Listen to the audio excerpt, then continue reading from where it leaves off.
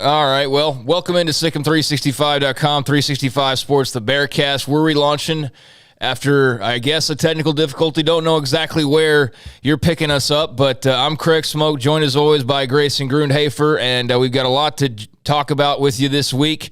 National Signing Day.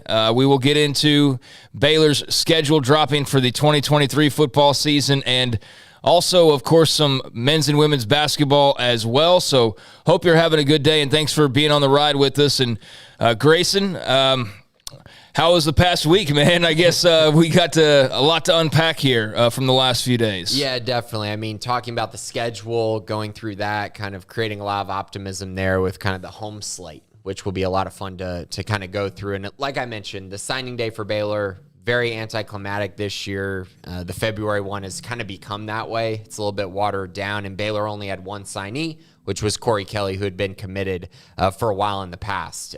So not a lot to really report on there because, again, the early signing period is now the area where everyone kind of focuses on that and wakes up early and watches the signees and the flips and the commits and everything along those lines. It's kind of gotten rid of this February one a little bit, but it's been exciting because anytime the schedule's out there, there's a lot of analysis, previews, reactions, overreactions, I think, that come with that. Yeah, there's certainly been some of that already. A lot of analysis of, home and away and back-to-back games against, so-and-so, and who's not on the schedule is certainly a new wrinkle with the new Big 12 structure the way that it is. You're going to miss out on some teams, and certainly there were some notable absences from Baylor's schedule. So we're going to have, as I mentioned, some hoops, a little bit of football as well. And let's go ahead and just start with football and get into this schedule. We couldn't do this last week because as we were exiting the show, we were making way for the signing day special edition of 365 Sports. We came onto the air a couple of hours earlier than normal to coincide with the official schedule drop by the Big 12 Conference. And so this is our first time, you and I, talking about this, although I've written about it and spoken about it, elsewhere at pretty good length. But get you to chime in here on the schedule, and I guess I'll just go. I mean, I don't think we need to have a full breakdown of game by game per se because that'll, take us up most of the hour. But if you can kind of, in so many words, like summarize, each one, we can kind of roll through here. And then if we want to circle back and get into like, this is the toughest stretch or, whatever you want to chime in with, feel free to do that. But Saturday, September the 2nd, the festivities will get underway for 2023. The start of a month at home, the first month at home for Baylor as they draw a very favorable 8-game home schedule, just 4 games on the road. That is certainly the most notable thing that leaps off the page to you when you first see this release is the fact that they will be at home every single game for the first month of the season, including 2 pretty high-profile opponents, but then home 4 more times throughout the last, 2.5 months of the season. So 8 home games out of the 12. You got to take care of business at home this year. If they go dilly-dally like they did at McLean last year and walk away like 500 or sub-500, I mean, that's hot seat stuff, man, honestly. I mean, it really kind of is. And so I think that this was a great draw, but I also think this is so favorable in some ways that, like, you better handle your business because you're not going to get something like this in a while, Grayson. So that first month, just stop me where you want to, but Texas State is the opener on Saturday, September the 2nd. That'll be followed by a super high-profile non-conference game.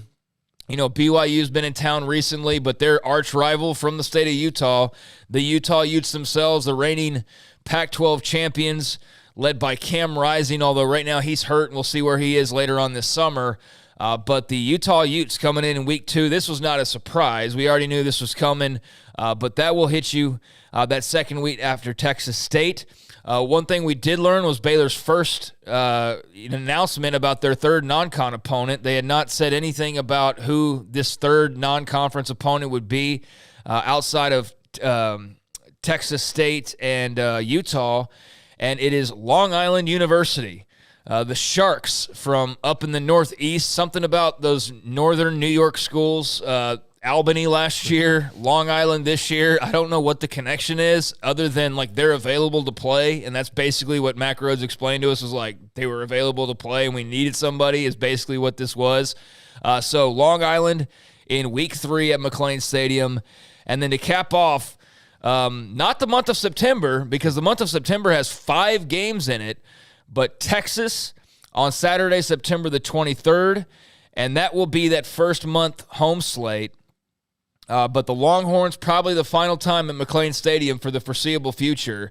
And then to finally cap off September, a 5-game first month at UCF, the first new Big 12 opponent on the slate, and it will be on the road at the Bounce House in Orlando, Florida, against what might be the best of the newcomers as far as setup for this year, with John Rice Plumlee and company, Gus Malzahn obviously leading the charge there. So to Orlando, the Bears will go in week number 5, Saturday, September the 30th. And woo, just that alone, man, that is a pretty busy first 5 weeks of the season and a very interesting first 5 weeks of the season. Yeah, and that UCF game really stood out to me because you're playing it right after that Texas game. And then you're immediately having to go on the road to an environment that you haven't been to, and it's going to be pretty nuts there, I would think. And I also think just, you play Texas, and then you're immediately having to go on the road. There's a chance for a letdown. And so that's definitely a game that I'm kind of circling as, potentially a kind of turning point or season-making type win, depending on how you did against Utah and Texas. Because I think if you start the season 5-0, I mean, the expectations are you win the Big 12 championship. Yeah. Period. Oh, absolutely. But if you start 4-1, you're still very much in it. Now, if you're 3-2 after this 5-game run, then it starts getting really interesting as you move forward into the schedule. But again, you couldn't ask for more. You get to play the first 4 games at home. You really get to warm up and figure out where your team is at heading into that UCF game for your first road game. Again, I don't think they could have asked for much more, and I know Utah and Texas are going to be tough, but getting them at home should give you an opportunity to pull off 2 huge wins early in the year.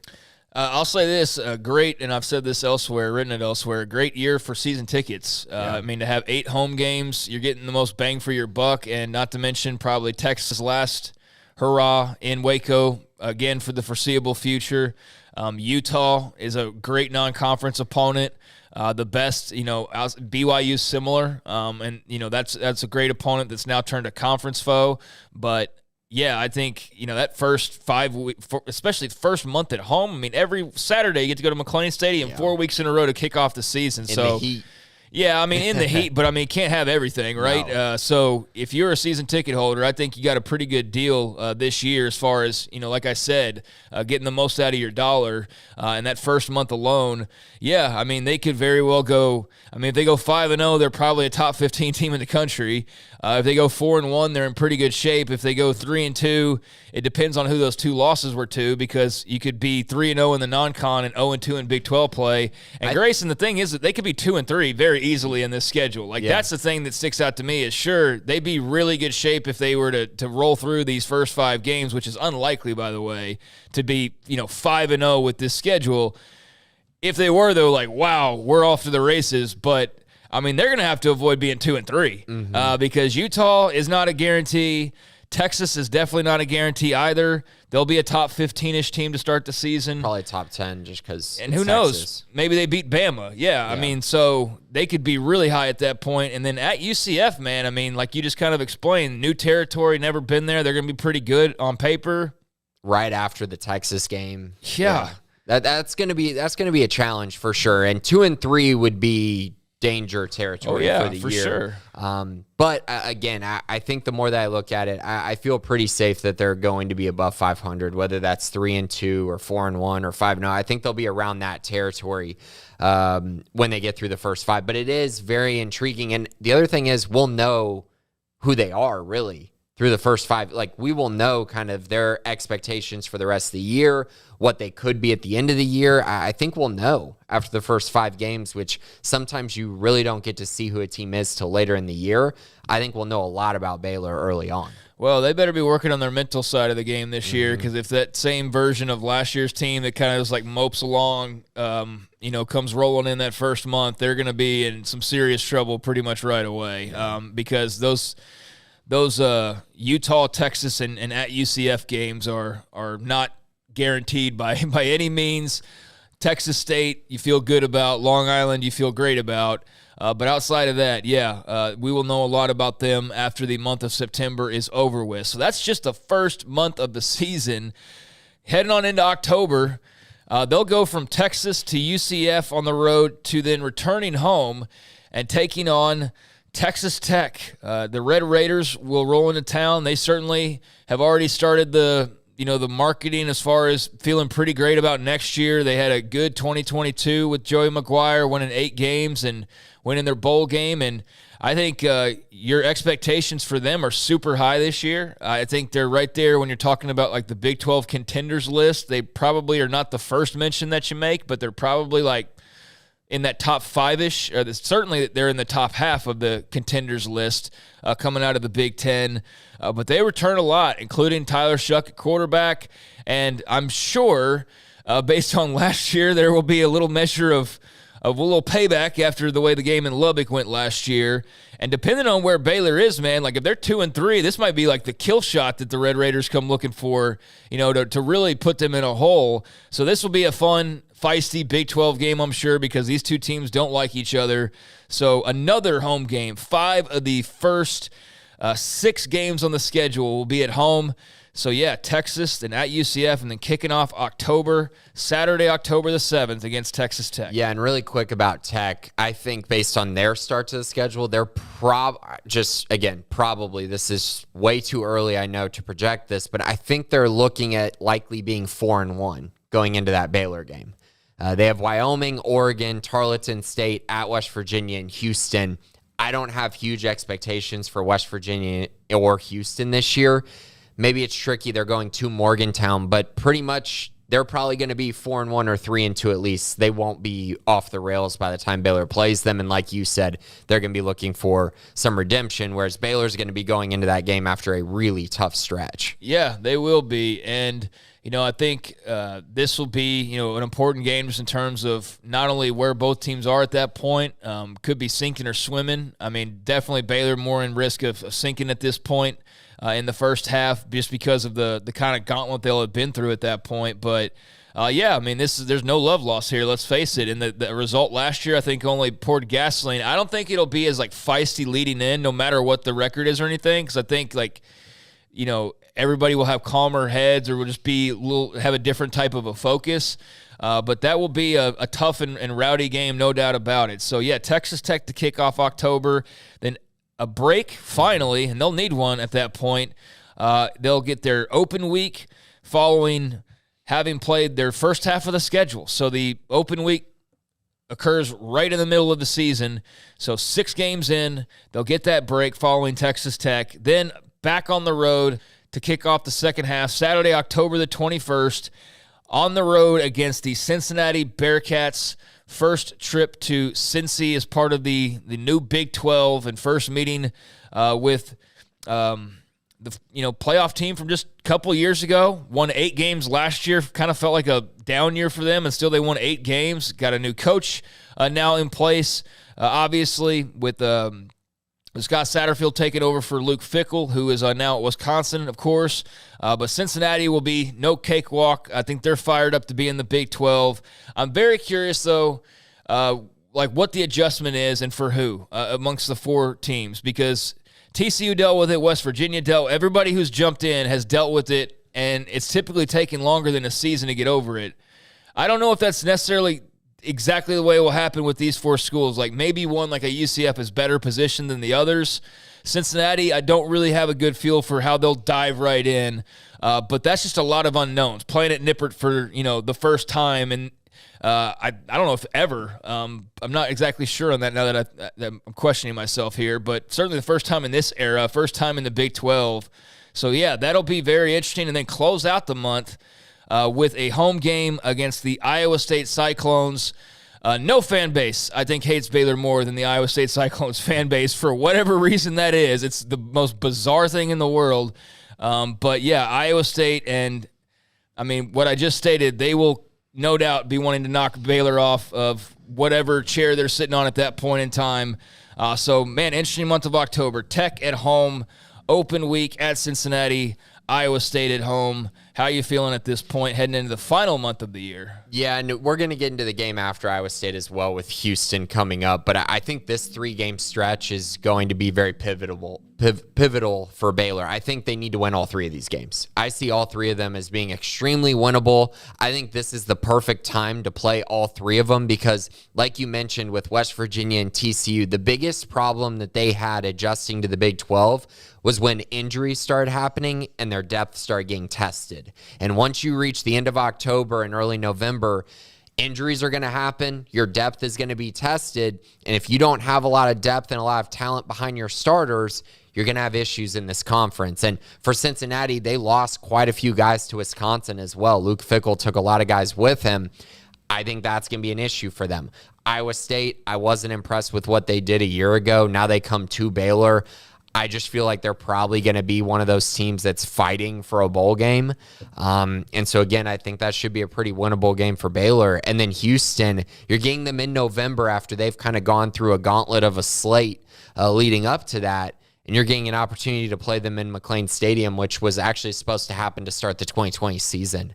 But I don't think Houston is going to be, again, their depth, I think, is going to be a huge issue year one here. So important stretch in my eyes here at the end of October, leading into a really, really tough November.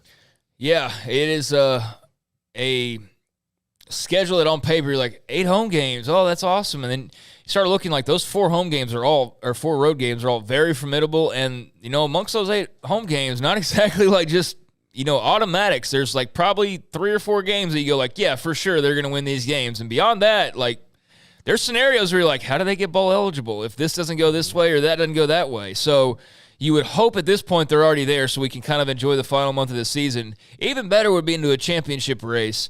But certainly a sort of tough October, those first 2 games in particular, and we'll kind of see where Iowa State is, but it'll be good to have that break, and that will lead them into the final month of the year. Anyone's guess as to where they are at this stage record-wise, but they'll kick it off on Saturday, November the 4th at home against Houston. First meeting with Dana Holgorsen and the Cougs. Obviously, a couple years back, tried to play this game, and there was the whole to-do with the truck in the parking lot at McLean. Then the sudden cancellation of that game and, the little jabs from Holgorsen and the tweet with the equipment truck and all of that. So we'll revisit that finally, like 3 years after the fact. But Houston on Saturday, November the 4th. Then their 3rd road game of the year on Saturday, November the 11th at Kansas State, who will be missing some pieces like Deuce Vaughn in particular and Malik Knowles and others on defense as well. But they'll still be, you would think, plenty good. So K-State, defending Big 12 champions, on the road Saturday, November 11th, followed by a second road game in the month of November. Back-to-back road games. The only time on the schedule this happens, but it's at TCU. I don't think much needs to be said there. I mean, TCU could have been 0 for life against everybody other than Baylor the last 5 years, but they'll still have been like 5-0 against Baylor. So TCU in Fort Worth on Saturday, November the 18th, and then they will wrap it up Saturday, November the 25th, home for the 8th time this season, and the final regular season game against the West Virginia Mountaineers. So home versus Houston, at K-State, at TCU, home versus West Virginia. That's how the season will close out, and hopefully there's more games to be played after this, like maybe a conference title game and surely a bowl game, you would hope and think and wish.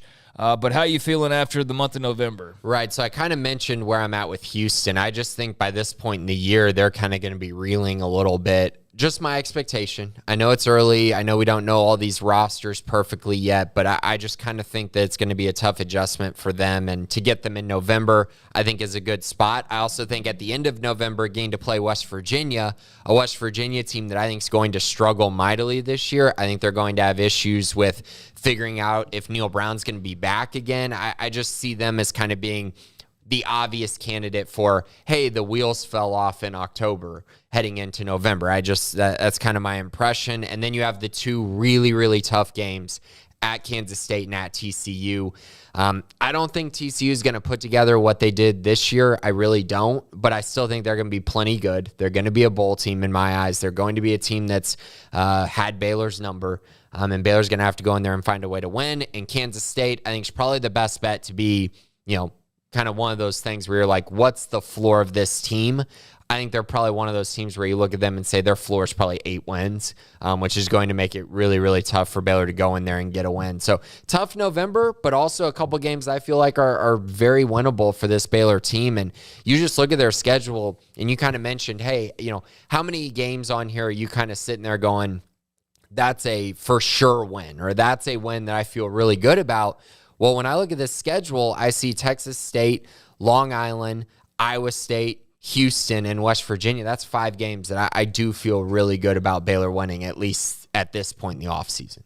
Yeah, I think that's fair, but yeah. Still got to win them. Also, the fact that you have to win those games, and you're going to have to come up with more than that to just make a bowl game, much less go and try to compete for a conference title. And I don't know what everybody's individual expectations are. This is not a year where they reload necessarily. I mean, they're rebuilding the offensive line. They're reworking the defensive line. And, yeah, they're recruiting, and there's a lot of transfers and all that. But, everybody else is doing that too. It's not like everybody's, pausing and then you're moving forward and gaining ground and all that. Like, everybody else is also hitting the transfer portal. Everybody else is making coaching changes. Everybody else is strength and conditioning their guys to the utmost extent. And so, yeah, they're going to have to bring it, man, or they could very well find themselves on the outside looking in the postseason if they're not careful. If they go on a little slide here, especially if that first month is like a 2-3 month, which is entirely possible.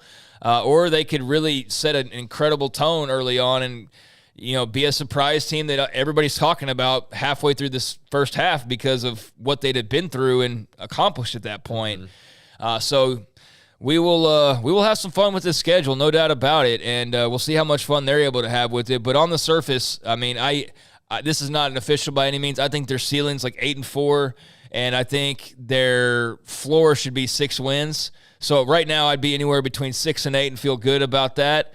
But more than 8, I don't feel great about at all. Less than 6, I think that would be a failure, quite frankly. I think at this point in year 4 of Aranda to not make a bowl game would be, it'd be bad, and not where this program needs, wants, or should be. So not with 8 home games. No. So you can't not make a bowl. I'm between 6 and 8 right now on this schedule. Yeah, I think I'm more so leaning towards 7 to 9. I think 9 is my ceiling right now, and I know that people may think that's unrealistic, but they have so many home games. And this is always, we've looked at their schedule. Every year when that schedule turns over to an odd year, Baylor's had a lot of success.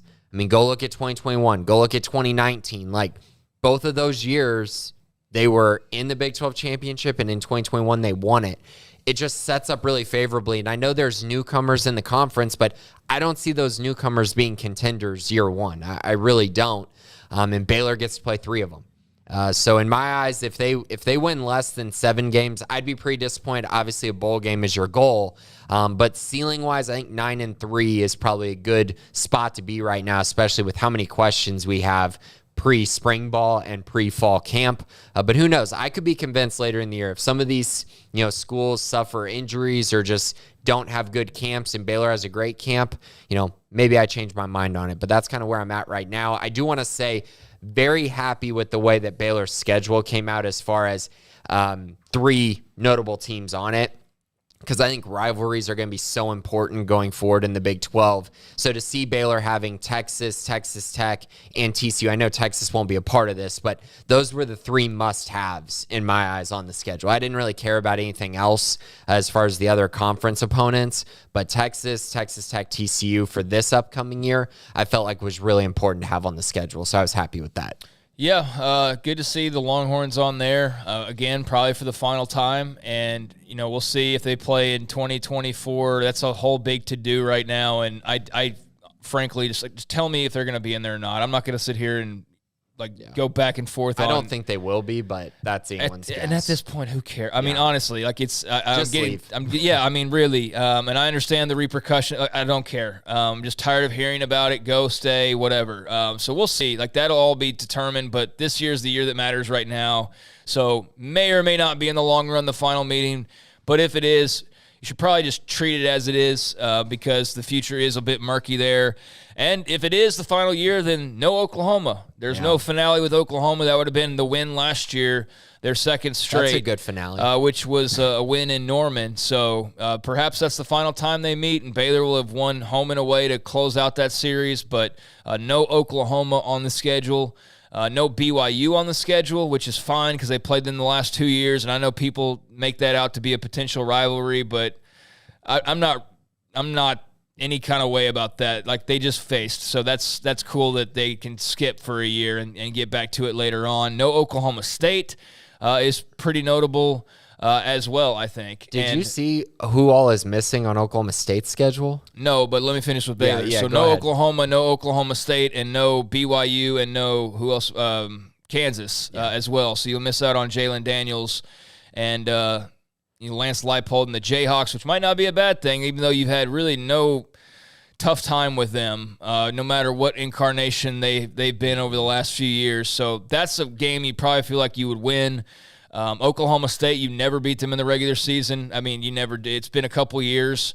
Oklahoma's a coin flip usually, and BYU, you'd feel pretty good about that one. So there's a couple games, and then there's also a couple games that maybe aren't so sure, so it's all whatever in the wash. The reason I brought up Oklahoma State is because they don't play any of the legacy Texas schools. Yeah, they don't play Texas, Texas Tech, Baylor, or TCU. But they play Houston, so I guess that's the consolation prize there. But, yeah, the thing on Baylor's side, I do think that, not playing BYU is kind of tough just because I do think BYU will be down a little bit. I think it's going to be tough for them year one. They're replacing a lot, including a quarterback, Jaron Hall, that was really, really good for them. And I think Oklahoma State might struggle some this year, too. That might have been a team that you would have wanted to play. The problem is you would have had to play there, but they're having to retool quite a bit this next season. But overall, I think Baylor's schedule is extremely favorable. They have the most home games in the entire conference.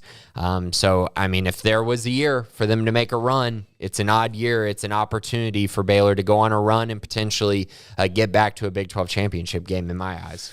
Yeah, you would hope so. We'll see, but it is favorable more so than it's not, and it'll be a lot of fun. 8 home games. We'll have, obviously, a lot of discussion over the next few months leading into that, and a lot of twists and turns for them and for other programs. So we definitely don't have the final ink dry expectations. There's a lot to be determined still over, like I said, the next several months. But good to have that in hand and good to kind of have a picture of what next season will look like. And at least if you're a trip planner, you can start getting to that and getting your tickets ready and all the other fun stuff that comes with trying to pick which games to go to. So Orlando. Yeah, I mean, I'm sure that'll be one for a lot of people. Outside of that, any football notes? We had the quarterback decision. Walker White chooses Auburn. Baylor was in his final 3. Nothing big because I think we covered Colton Siraki and the commit last week, so nothing more commitment-wise coming out of that. I think you mentioned at the top and maybe not, but Corey Kelly was the final signee who became official for the class of 2023. That was the only notable thing really on National Signing Day number 2 for Baylor was Corey Kelly becoming official and then Walker White choosing elsewhere, right? Yeah, that was even though he's a 2024. And then the release of Baylor released who's all enrolled. Yeah, we've gone through gone through all the transfers, so we don't need to rehash that so much. Everybody who's committed and transferred in is transferred in now, yes. Which is the Carrington brothers and Dominic Richardson and Keetron Jackson, and I mean we've covered all those bases. So and the early enrollees from 2023. Yeah, all those guys are in. That was kind of at the start of the semester, and now they've finalized that and sent the press release and everything. So anything notable outside the norm that we've discussed coming? I mean, Walker White obviously that makes things change at quarterback as far as planning goes. Any misses, hits, like what's the big to do in your opinion recruiting wise coming into this week? Yeah, so I think one notable thing, and I had mentioned it, but I just want to make sure that's still out there. RJ Martinez, the transfer from Northern Arizona, he's a preferred walk-on. He did enroll, so he's going to be here for spring football. So again, they'll have all three of those guys, along with I believe Brayson McHenry is the other quarterback currently on the roster, and they added Cade Tessier, another preferred walk-on, but he won't arrive until the summer. So just kind of a little bit of a distinction there at the quarterback position. Let's focus in on that really quick recruiting-wise. So Walker White, the quarterback out of Little Rock Christian Academy, he committed to Auburn. And it was kind of surprising because a lot of people thought it was going to be Clemson, including myself. When I talked to him, it seemed like it was kind of one of those things where I think I went into it thinking it was going to be Clemson when I talked to him. And then what he said just kind of led me to believe even more that it was Clemson. But he was really talking about Auburn. And so I found that to be rather interesting. He kind of pulled a surprise on many, many people, but not Baylor. I knew it wasn't going to be Baylor. It wasn't going to be the pick for him at this current point. So what did Baylor do? Immediately put out two 2024 offers for quarterbacks, New Braunfels Canyon quarterback Deuce Adams, and then Alito quarterback Haas Haney. Both of those guys got offered. Haas is committed to Duke currently. He actually committed to them really recently, I think within the last 2 or 3 weeks. So he's committed there, but he's gotten offers from TCU and Baylor since he committed, so they're giving him a lot to think about in that regard. And then Deuce was on Baylor's campus for junior day. So there's a lot of intrigue there as well. So 2 new guys to kind of focus on a little bit for this Baylor staff. And, of course, I've mentioned Walker White had kind of been the priority for a while now. And unfortunately, that didn't go Baylor's way. So now they're having to readjust. And we're seeing that on the recruiting trail as they put out these 2 offers within 10 minutes of each other. Yeah, that's notable. I mean, the quarterback position, I think, is always of interest, but certainly after the events of signing day number 1, I think that's going to have ripple effects for this staff in particular moving forward. That's always going to now be are you sure? Are you what's the plan? Is there a plan B? Is there a plan C? Right. So yeah, that was the lasting impression Austin Novosad left on this program. He'll never play for him. Well, never say never with the portal era, but he probably won't ever play for them, but he's certainly sharpened their recruiting mentality, I guess, is a fair way to say it, right? Well, and he's definitely made the fan base extremely weary of any quarterback offer that goes out. For sure. So, essentially the comments that I heard this week, they missed on Walker White, which obviously is in February. So this is super early in the process. But, you missed on Walker White. You put out these 2 new offers. Now we're back to recruiting Charlie Brewers. That was the sentiment that I was getting. And I'm just like, that sounds like a really fun party to be involved with, those folks. And I'm just thinking to myself, guys, do you remember where Austin was ranked in February of his going into his senior year? He was not a 4-star quarterback yet. He was still a 3-star guy, still working his way up to become a 4-star. Guys will move up in recruiting rankings. Guys will get more offers, and these things will change. So looking at 2 offers right now and saying, these are bad offers, just give it a couple months, and you'll start to see their rankings change as these 2 guys, I believe, are both pretty talented quarterbacks and guys that obviously Baylor has seen in person multiple times. Yeah, I'm not Mr. Sunshine. I am Mr. Realism more than anything else, but, that's too negative for me. I mean, that's ridiculous to do that when National Signing Day number 2 has just lapsed, and you're already throwing out shots that are really should be scheduled for December, if anything else. So keep me away from that negativity. Jeez, for sure. Louise. And that's just one of those tough things to look at, because you miss out on Walker White, who in general, I think everyone felt like he was a long shot regardless. I mean, he's a highly rated quarterback. Clemson offered. I mean, it was going to be tough to land him, regardless of if Baylor was, moving in a great direction or winning a bunch of games. He's a highly sought-after quarterback, and quarterbacks are the toughest position to recruit by a mile. And so now they're just having to readjust, and they will. And I'm not too worried about it right now, and I don't think anyone should be, because, frankly, their quarterback situation on the depth chart right now is just fine. They have 2 quarterbacks who have multiple years of eligibility remaining.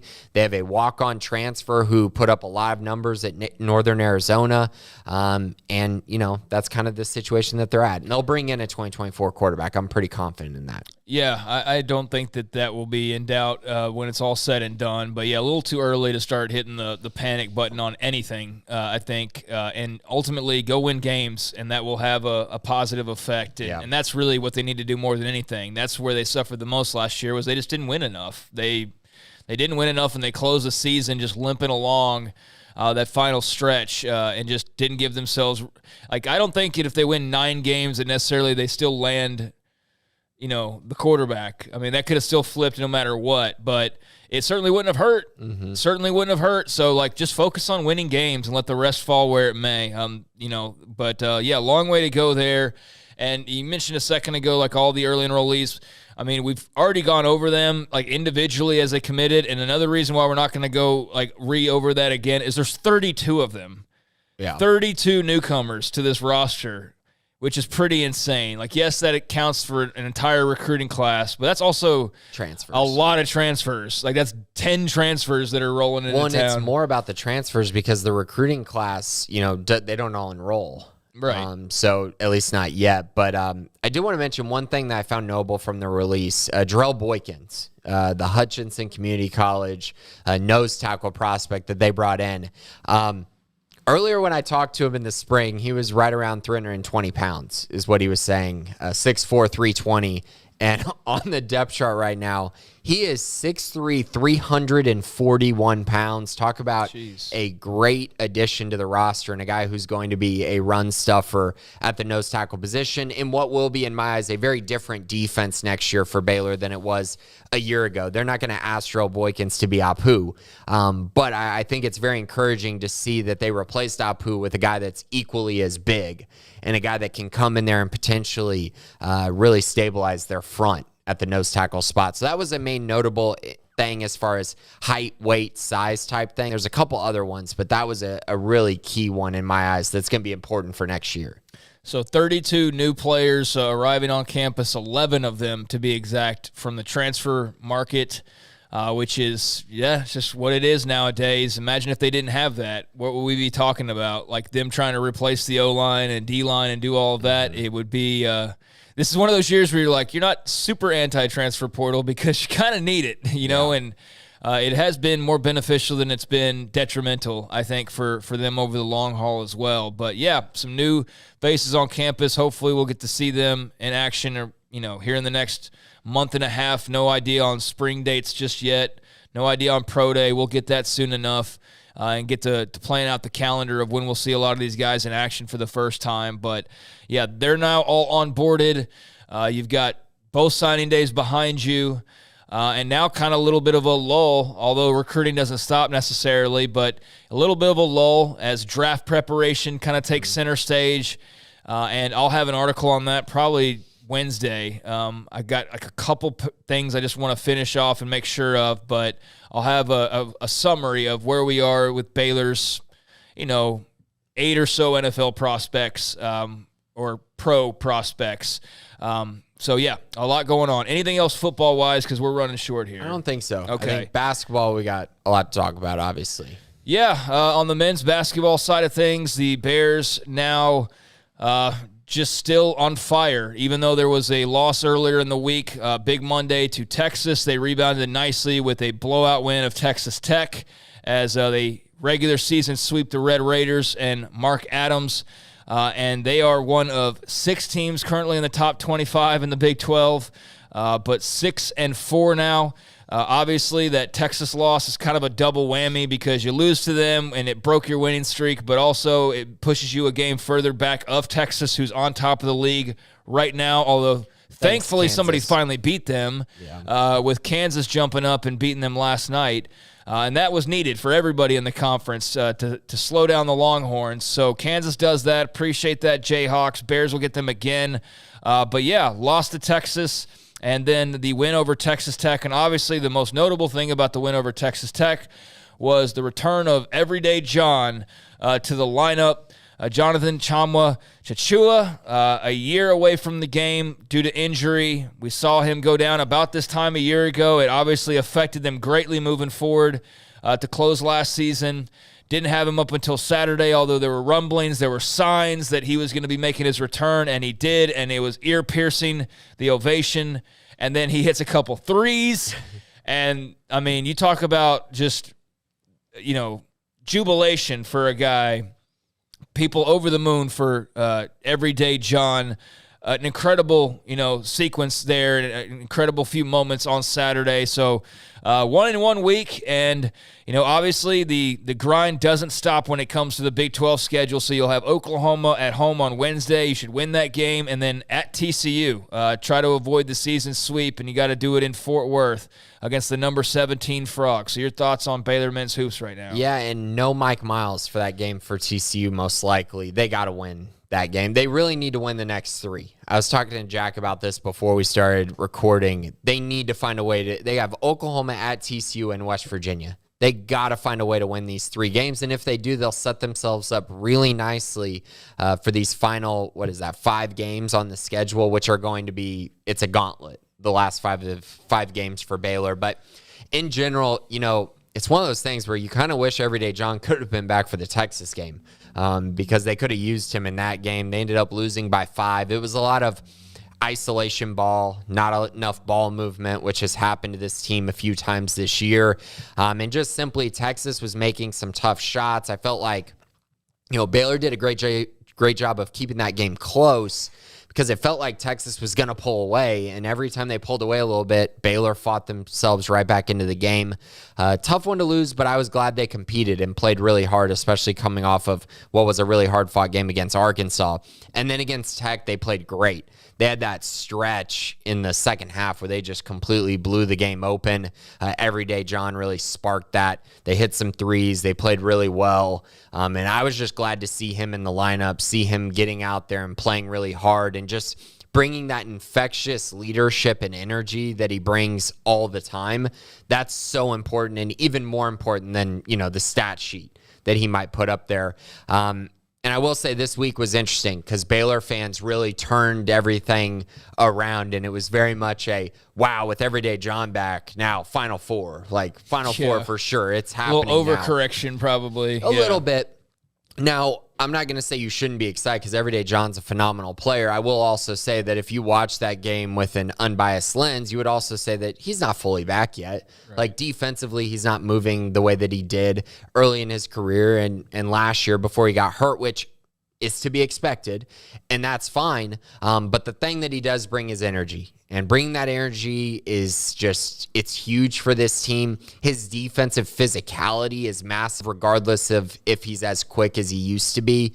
And then the fact that he hit, 2 threes, if that's happening every game, they're not going to lose very much because that just adds a whole nother element to this offense. So in general, very happy to have him back. I do think he raises Baylor's ceiling, but I also don't think it's a sure thing now that Baylor's going to go on some tear to end the year, even though I think it's more likely with him than without. At the very least, he is 5 more fouls, allowing Flo to play more aggressive, allowing Josh to play more aggressive. And to sit and have minutes off, right? Because those guys look gassed against Texas, absolutely gassed. He's a massive addition, but I did find it interesting that now it's like, oh, easy, we're going to Final Four now with these, and maybe that's a little bit of an overcorrection, like you said. Yeah, no, I think everybody's got room to be super excited. Just for him in general, just having that moment on Saturday to take it all in and just hit in threes, and just I think that was just all in all great scene and everything else, and great for him to have that payoff to all the hard work that he's put in. But yeah, I think definitely raise your expectations a bit, but.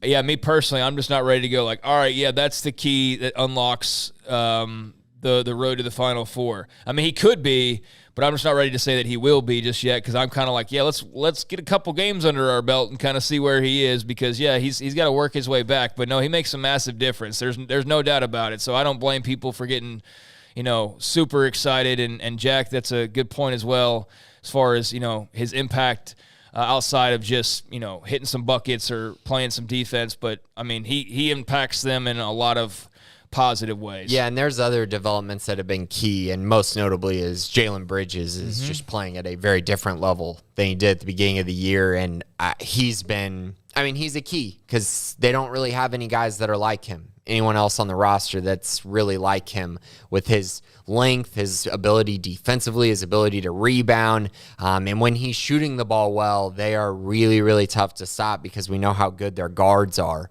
But yeah, I mean, this team in general, they seem to have an identity and they seem to have a roster that could, make a run, go win a national championship. They just need to be more consistent. And maybe Everyday John allows them to be more consistent, especially with their energy, their rebounding, and their defense, which is key. Yep, it definitely is. So welcome back to Everyday John. Big week despite the Texas loss. Good to see them lose to Kansas on Big Monday. That at least brings everybody up another game, or if you won like Baylor did, at least a little bit of a chance to catch up with Texas, and only a month to go in the regular season now before the Big 12 tournament. So time's running out to gain games, and the thing is if they've been on a pretty good tear, 6-1, and have gained no ground at the top. Yeah. They've caught others or caught up elsewhere, but to get to the top, Texas was on such a tear that they didn't gain any ground and lost ground because of the loss to Texas. So that's the tough part of it, but just keep playing the way they're playing and it'll all work itself out in the end. Meanwhile, the Baylor women with a really big week, they're now 7-3 in conference play, and they're in a nice little run right now. They've got a big home game that they've been pumping up now for the last couple of days, but they beat Kansas, get a close win there at home last week during the winter storm, able to pull it out and, secure the victory, but by no means was it easy. And then a huge win on the road in Hilton Coliseum against the number 12 Iowa State Cyclones, 76-70. Bears hold on and win. So huge top 15 W for them. Sarah Andrews has been terrific. A lot of the usual suspects as well, Dariana Little-Page-Buggs and Caitlin Bickle and Asbury, and the list goes on and on, but a lot of big contributions last week, and Sarah Andrews leading the way as she's been sensational, but 2-0, that's now 3 wins in a row, and they've really been pumping up the last couple days the need for folks to be at the Farrell Center to support them against number 16 Oklahoma later on tonight, today being Tuesday night, whenever you're listening to this. If you're listening late, obviously this game's already occurred, but a win would be massive to say the least, and hopefully they get a good turnout. Yeah, definitely, and that's a team that they're currently behind in the standings by half a game. So you get a win here, and now all of a sudden you're in second place in the Big 12 standings, which is pretty cool to think about. They're on a roll right now. They're playing well offensively, which has been key. They've scored over 75 points 3 straight games. That's allowed them to win the last 3. Now they play an Oklahoma team that they beat earlier in the year, and they did so on the road by 11 points. They scored 81 on Oklahoma. Like you said, this is a game that I think they feel good about potentially winning, and I think it's a game they can and should win, honestly. They need to keep this run going. They have a lot of momentum right now, and if they do win it, like I said, they're right in the middle of this race, and they still get to play Texas later on in the season as well. Yes, they do. So big one, as I mentioned. We'll see if they can make it 4 in a row. They'll travel to Oklahoma State on Saturday as well, which – let's see what kind of run they can go on, but got to take care of the Sooners. And again, hopefully they get that turnout that they've been really trying to drum up over the last couple of days since getting that win over Iowa State. So well done by Nikki Collin and company. And they're also getting into the final, stretch run of this season, but in position like the men to, if things bounce the right way and they take care of their business to, maybe jump up and grab a championship in the regular season. But you got to handle yours and not so much worry about what everybody else is doing. Number 16 Oklahoma on tap later tonight. Anything else, Grayson, getting this mailbag here? I think that's it for this week. It's been a busy week, to say the least. All right, let's roll through these. Scotty B, I'm not overlooking Oklahoma here. What percentage do you think Baylor has a chance to get revenge against TCU on the road men's basketball on Saturday? Yeah, I'm going to put it at 75%. I think without Mike Miles there, Baylor's just the better basketball team. And I think Baylor knows that game's a must-win if they want to win the Big 12 championship. And so I think it's pretty high. Yeah, I think like 65, 70%, and I'm probably more of a pessimist as far as percentages and stuff go. I definitely don't think it's like 80-20 they go in there and just win. I mean, I get why there's far more optimism this time around. But, yeah, I think it's still more than favorable odds for the Bears to get a W. But, yeah, like you said, they got to take care of Oklahoma first. That would be a bad loss to take in and kind of unexpected. So, need to beat the Sooners, and then we can really pop the top on talking about TCU, I think. But, yeah, feel good about that one. He also makes mention that he heard on the coach's show last week, Nikki Collin was asked about portal needs and said she plans to get a center with height. Well, you got to have one with height, or unless you got just a big body down there, like a big bolt, like a fire hydrant type of player. But, yeah, you want a center with height. And also looking for 2 guards like Asbury, except taller. So Good to know. Thanks, Scotty B. Baylor Bear, 88. During Baylor and other Big 12 games, the conference run ads that feature conference members, including OU and Texas. It rubs me wrong to see them shown in a positive light related to the Big 12. With the recent petty reaction to the 23 football schedule release, would the Big 12 consider they're leaving them out of conference ads going forward? Or if there's some contractual obligation, couldn't we just use clips of them committing turnovers, air balls, or other mistakes? Yeah, I mean, I get what you're saying, but I also think the Big 12 is not just going to, throw them to the side, even though I wouldn't be opposed to it, but I also understand currently they are still in the Big 12. So I'm sure there's some sort of contractual obligation to keep them in ads and things like that.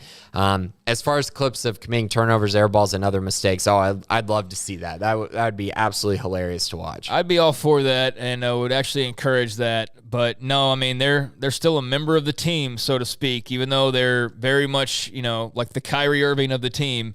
But yeah, I mean, you're not gonna be unprofessional about it, even if they choose to be. They were about the schedule release. Yeah, that was lame, and I just think to me, like, without going on a rant here, it just takes, like, if you're a senior on the football team, aren't you kind of like, dude, like, I'm sorry, I'm not gonna have eligibility to play in the SEC, but could you at least drum up some excitement? Why play this year? Why, exactly. Why? Who cares? If no one cares, like the school didn't even care. The football programs didn't even send out, social media stuff. It's so ridiculous that they're acting this way when they're still in the conference. They still have a season to play. Right. I think it's one thing to want to be in the SEC and all that, but like you still have people that are competing in the Big 12. So like don't go celebrate that Big 12 whatever title that you win in swimming or in tennis or are you just going to a trophy, whatever. Yeah, I mean, are you going to I don't know. That's a very bizarre response to just act like that wasn't a big deal. And if anything, like, hey, it's the final run. Celebrate it. It's not like you were just treated like slaves throughout the last 20 years. I mean, if anybody got the benefit of the doubt, no one got the benefit of the doubt more than those two. And you can say, well, that's because of what they brought. Break it down however you want to. They still got the most favorable, hand. And they chose to leave. Right. The Big 12 didn't say, we don't want you. And I'll still ask this question of if they didn't get busted, thanks to Brent Zorneman, when do they release that information? Because technically they could have gone all the way until this summer without saying anything and very likely might have. And then does Big 12 have the opportunity to turn around and grab BYU and Cincinnati and Houston and UCF? Maybe they still have an opportunity to do so. They're definitely not in the league right now. Mm-hmm. They're definitely not joining next year and possibly not even in the mix at all. I mean, to act petty like that over the schedule, that's just a weird reaction to have because you're not the victim in this, but whatever. Baylor Bear, 88. The Big 12's not as petty as those two are, so you won't see that, but I wouldn't blame them if they did react that way. Go Bears, go. Do we currently have any room for transfers without attrition? I don't believe so, but I think, to me, I think there might be maybe a walk-on addition or something along those lines. So maybe there is room for one more, but I don't think they will be adding one. It won't be used until the summer and fall camp, I guess is the most easiest way to put it. Yeah, I mean, that's pretty much closed for right now. We'll have to check back post-spring ball on how that will shake out. H. York, which women's and men's basketball players are coming back next year? So from the men's side, what I can tell is, and again, we won't know because guys may decide to leave early. It's a little early for that question, but Bridget, it's all right. Jalen Bridges, LJ Cryer, technically Keontae George, but he's not coming back. He'll leave. Back. No. D'Antoine Grimes, Caleb Lohner, Langston Love, Zach Loveday, Josh O. Everyday John could come back if he wanted to. I think he has another year. I believe Dale Bonner has another year, even though he's classified as senior. And then Jordan Turner has another year as well. On the women's side, I believe it's Sarah Andrews, Kyla Abraham, Bella Fauntleroy, Kendra Gillespie, Dariana Littlepage Buggs, Erica Porter, Jana Van Geitenbeck. I think that's the list of. Did I say Kyla Abraham as well? I think so, yeah. So that's the list of ones coming back there.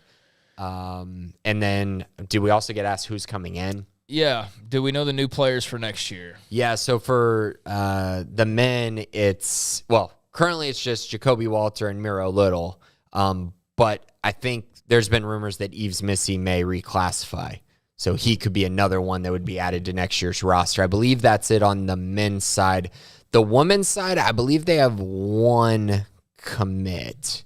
And I'm going to butcher her name, but Leticia Vasconcelos is their commit. So I think she'll be on campus next. She's the center. And then I think they'll probably fill it with transfers. I think they're probably going to take one more freshman in the class, I think, potentially.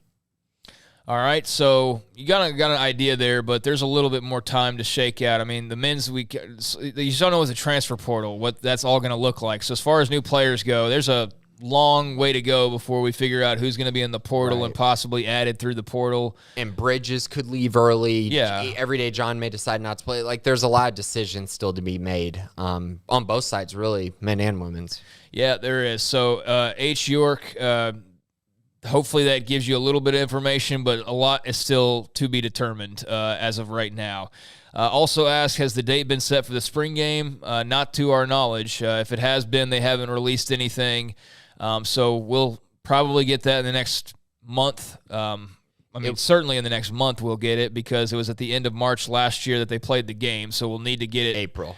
End of April. The end of April? They started fall camp at the end of March. So they're going to have to start in the next 6 weeks. So sometime in the next 6 weeks, they'll have it out there. But yeah, as of right now, nothing has been announced, but that'll be around the corner. So thank you for the questions. Hopefully that answered. And also said, love your podcast. Well, thank you very much for listening. Brown BW, with Aranda's emphasis on person over player, it's surprising to me we had so many transfer out. What is your take on that? Is message not getting to our players, or are they not bought in on person over player? So first of all, if they weren't bought in on person over player, then they're no longer on the roster. So I guess I would say that's part of it. I would also say that there's just another part of this that's just another layer to this entire thing. And guys are going to choose to leave programs to seek other opportunities in which they can play more or they can get more opportunities to be a starter. It's not always just going to be about, like, I want to stay at Baylor because I love Baylor. Like, a lot of times these decisions come down to, I want to play more or I want to be the guy. And so guys decide to leave. And that's going to happen. Frankly, it needs to happen because Baylor also has to find room to go out and add guys who can be big contributors to the roster and provide more competition to the room. So it's not that the message is not getting to the players or that they're not bought into person over player. It's just a matter of, some guys are different than others. Some guys have different reasons than others for seeking other opportunities. But on the Baylor side of things, nothing's changed. It's person over player.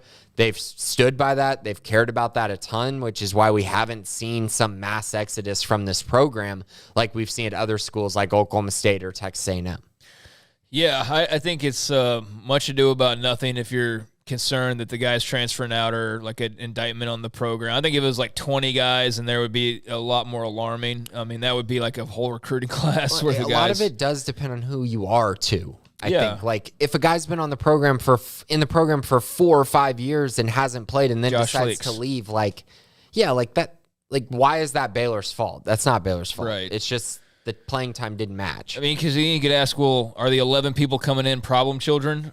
Yeah. I mean, so you got to lose guys to gain guys. Right. And so, I think it's part of the new era. It's just something to get used to. You leave a program, it doesn't mean you're a bad person or that the coaches were mean to you, or it could just be like homesick or NIL money. Or I want to play. Or, you just want to see the field. And, schemes change, coaching staffs change, all that. So it's a time of upheaval in college athletics and especially the college football rosters. And so it's just part of the deal now.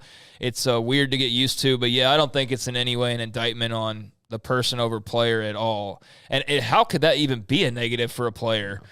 I mean, think about that part of it. How could that be negative? They're prioritizing you as a human being over you, the football player. So I think that would go over pretty well with everybody involved, if anything. Thank you for the question, Brown. Scotty B mentioned A&M, West Virginia, Oklahoma State as teams who have lost way more in the portal. And you're right about that. Thank you, Scotty B, as always, for chiming in. And finally, here, Osos del Rio Brazos, like that name. What is the expected timeline for the next wave of roster attrition? I know we expect another handful of guys to hit the portal after spring ball and preliminary depth charts. Will we see any additions after that in late spring or summer? Right. So, I mean, timeline is kind of what you mentioned after spring ball is kind of when I would expect there to be more movement. The portal opens up again May 1st through 15th. So that's when guys who aren't grad transfers have to enter the portal. They can't do it outside of that timeline or else they risk losing a year of eligibility. So again, that May 1st date is a very important one. That comes right after spring ball. No surprise there. And that's when you'll see that next wave of guys entering the portal and then choosing their next destination. I do believe there will be some more additions to the Baylor roster in the summer. Not in the spring, though. You really can't. I mean, you could, but it makes a lot more sense that they wait till May, see who all enters, and then make decisions during that time period. So summer is the much more likely time period for them to add more guys. Yeah, I mean, the roster's pretty set right now. It's kind of settled, but still unsettled because, like you mentioned, there will be post-spring attrition and things like that. But, for the foreseeable future, kind of chilled out, and then let's revisit here in a couple months and see where they are. Late April, early May. Right. I got one comment in the YouTube section that said we had 3 starters leave. So I guess the 3 starters would include Al Walcott. Mm-hmm. If you're putting Devin Neal in there, I would not consider him a starter because he and Christian Morgan basically split time as starters. Squirrel Williams was not the starter at running back. Richard Reese was, in my eyes. Is that fair? Yeah, that's fair. Is that fair? Snacks. Snacks. Yeah, Snacks is one for sure, but I would say that Snacks, as far as guys who you're looking at the roster and going, hey, maybe something was going on there that wasn't all about what happened on the football field, maybe he would fit that mold as far as person over player goes. So, I mean, is there anyone else that we would consider a starter that left?